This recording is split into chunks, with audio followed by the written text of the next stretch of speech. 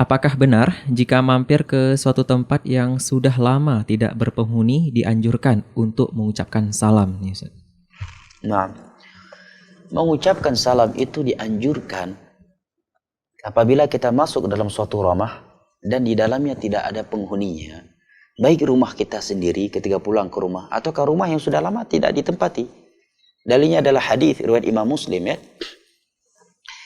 Riwayat Imam Muslim, jika saya tidak salah, datang dari Abu Musa al-Asy'ari radhiyallahu anhu, dan hadis ini disebutkan oleh Al-Imam Ibnu Katsir ketika beliau menafsirkan firman Allah di dalam surat An-Nur yang berbicara tentang salam ya ayyuhalladzina amanu idza dakhaltum buyutan fasallimu ala ahliha. Hanya saja kalau kita masuk ke dalam rumah, apakah itu rumah kita atau rumah yang sudah lama tidak ditempati, bunyi salamnya bukan assalamualaikum, tetapi assalamu alaina wa ala ibadillahi salihin. Antum pulang ke rumah, di rumah nggak ada orang nih, ya, atau rumah yang sudah lama nggak ditempati, masuk ke dalamnya dengan membaca assalamu alaina wa ala ibadillahi salihin. Bisa ada ini?